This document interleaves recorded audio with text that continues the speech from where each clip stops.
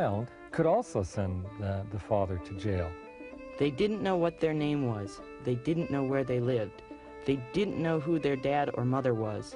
The deputy marshals would corner the kids and get them to tell who their dad or mother were and where they lived in order to track down polygamists.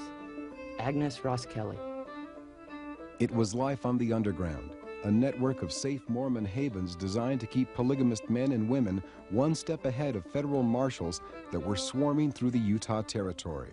The underground involved thousands of people, all the way from husbands who were 70 and 80 years of age to mothers with babies in arms or mothers who were pregnant seeking to avoid the possibility of arrest. And for this community of polygamous families, the 1880s was the nightmare decade. Not long after we were married, the officers got after me, and I never was able to stay anywhere more than a few weeks at a time. I never had a place to lay my head that I could call my own. Emma Westerman. Capture meant the Territorial Penitentiary in the Sugar House section of Salt Lake City. And by 1886, more than 300 men had gone to prison for polygamy. It was a time of convulsive symbolism. The same summer that the Statue of Liberty was rising in the harbor at New York, offering a welcome to the huddled masses, immigration officials in the same harbor were attempting to weed out Mormons from the new arrivals for deportation. In a dramatic gesture of reconciliation, Governor Caleb West went to the penitentiary and offered a pardon to the inmates if they would simply sign a letter promising to obey the law banning polygamy. Governor, I am not in conflict with any of the laws of the country. I am here wrongfully convicted and wrongfully sentenced. The law has been wrongfully and illegally administered. Lorenzo Snow. If Governor West offered the olive branch, the courts threw down the gauntlet. Deputy marshals ransacked the construction site of the Mormon temple in Manti, searching for polygamists. Plural wives were soon targeted by federal prosecutors and were sent to prison on contempt of court citations if they refused to testify. But an even worse fate found one polygamist in December of 1886. This morning at about 11 o'clock, I undertook to rearrest E.M. Dalton, he having escaped from the officers last spring. He was on horseback. He turned his horse and started to get away. I fired with the intention of shooting over him. William Thompson, Deputy U.S. Marshal. The warning shot struck Edward Dalton squarely in the back. His was the first violent death in the struggle over polygamy and produced outrage among the Mormon people. Outrage that blended with the confusion of their daily lives and the uncertainty of their future in the Utah Territory. Church President John Taylor was often only one night ahead of the deputies as they slipped from house to house in the territory. But in the messages he slipped out for reading in church meetings, he refused to budge on polygamy. Our enemies during the past half-year have pursued with greater vindictiveness and more flagrant disregard of law and justice than at any time previous.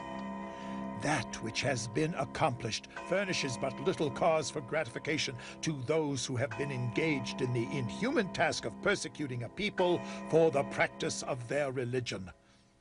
An epistle from the First Presidency. The anti-polygamy crackdown convinced hundreds of residents of the Utah Territory to consider abandoning the United States rather than their religion. Once again, Mormon wagon trains were in motion, the first teams heading south to Mexico to flee the Utah Territory, the United States, and the reach of national law. Mexico becomes the best refuge for polygamists. And the reason for that is that the Mexican dictator, Porfirio Diaz, sort of looks the other way. The next wave of pioneers left the Utah Territory for the north, settling just over the national border in Canada. Francis Lyman led a delegation to the Canadian capital, arguing that Great Britain should extend the same religious protection to Mormons that the empire afforded polygamous cultures throughout the world.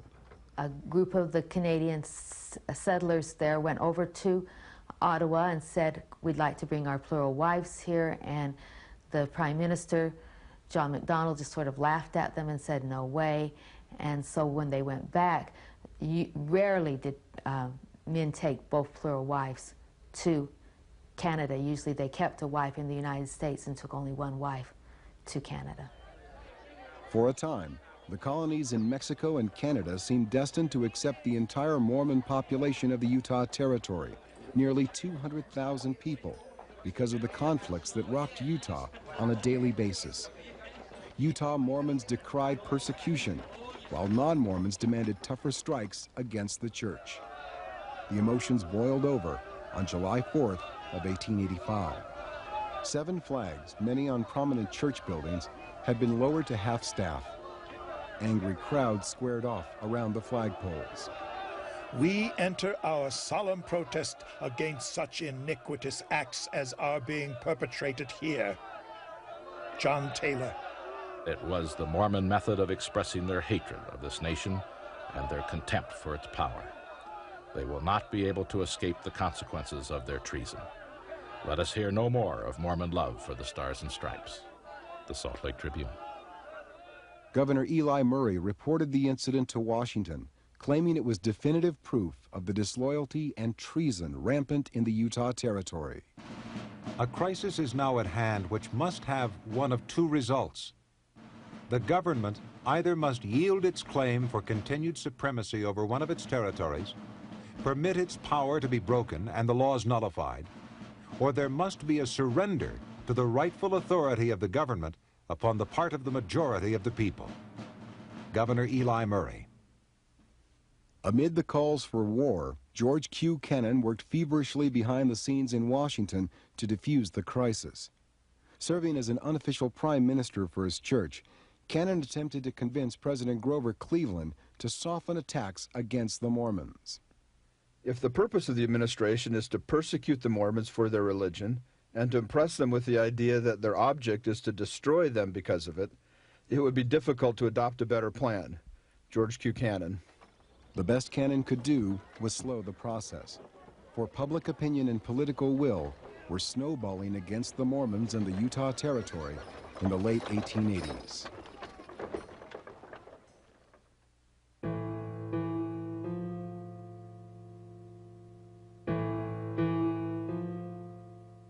As the new year of 1887 arrived in Washington, Congress was swamped with proposed laws attacking polygamy and political imbalance in the Utah Territory. Senator George Edmonds of Vermont was back with a new bill, seething over the fact that his first law in 1882 had failed to break the will of the Mormon Church. The chairman of the powerful House Judiciary Committee, J. Randolph Tucker, offered his own version, aimed at stripping Mormons of virtually any political rights in the Utah Territory. Debate raged over who could be hardest on the Mormons in Utah. The only concession was offered by Representative William Scott of Pennsylvania, who proposed delaying any new law long enough for the Mormons to change their ways. We desire it distinctly understood we accept the terms of Scott Amendment as a political necessity, and that in doing so we neither yield nor compromise an iota of our religious principles. John Taylor. The Scott Amendment was brushed aside. The bills of Edmonds and Tucker were combined into one far-reaching legislative attack against the Mormon Church. The main thing, I think, is that it begins to attack the church's property rather than simply church members. The act allowed the federal government to confiscate any property that wasn't used exclusively for religious purposes. The Mormon Church scurried to shield its holdings from the government, creating secret trusts and selling businesses to individual church members, from controlling stock in its cooperative stores to the regional telegraph. But the Edmonds Tucker Act of 1887 was much more.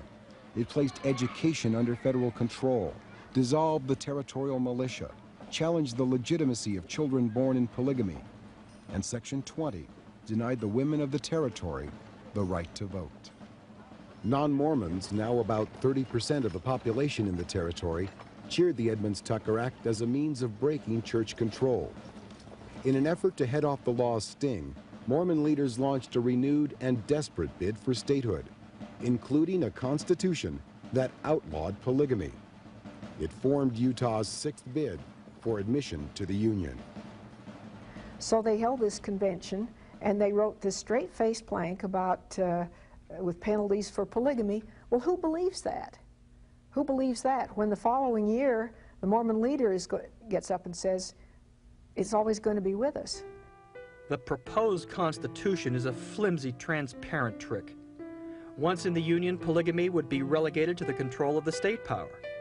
To admit Utah with that Constitution would be a monstrous blunder. When polygamy is dead, it will be the time to admit her. The Chicago Tribune. Mormons thought they had the support of President Cleveland and his fellow Democrats in Congress, but it withered under the national criticism of Utah's 1887 Constitution. The Democrats get cold feet about delivering statehood, and there are very good reasons why. The congressional Democrats cannot see any concessions on polygamy by the church. They're talking about concessions, but in actual fact they haven't made any, and so Congress does not back the president in delivering statehood. And when they fail in that, the church will start looking for other friends and putting their eggs in the other basket.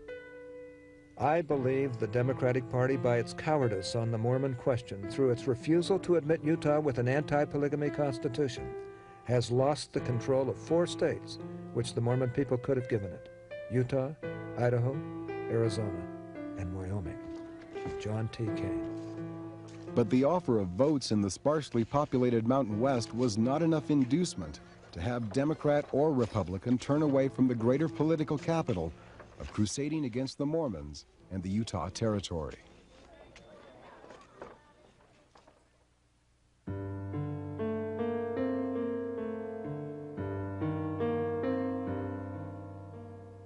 I am perfectly convinced that public opinion has become so crystallized on what is called the Mormon Question that it is idle to expect to modify or change it. I have never known anything in my life that presented such a phenomenon. You are a mere handful of people, 150,000 against 50 or 60 millions, and those millions have made up their minds that polygamy shall be exterminated. George T. Curtis, Washington, D.C. Curtis was working for the Mormon Church as a lobbyist in Washington, laboring to stem the tide of anti-Mormon laws and losing the battle because of public opinion. Having failed with legal and political maneuvers, the Mormon Church started to explore the darker side of 19th century American politics, the political payoff. It is better to spend a little than to lose a great deal. My conscience is clear in buying men to do right, but not to do wrong. John W. Young. John W. Young was a son of Brigham Young, an apostle in the Mormon Church, and by 1886 was orchestrating a campaign in Washington to buy influence in Congress and launder the church funds through a front company.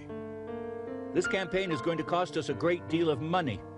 I have laid plans the best I could to have a strong hold upon public men, and have organized a company that I have felt to be indispensable to make a covering of our movements. John W. Young.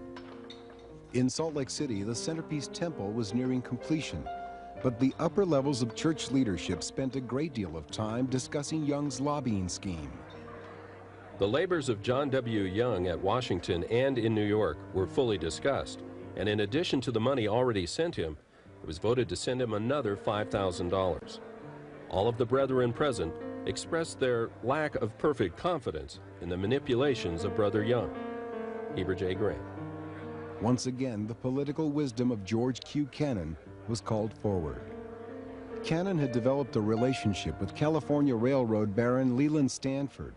Stanford, looking to secure political influence throughout the West, had offered the expertise of his railroad lobbyist to the Mormon Church.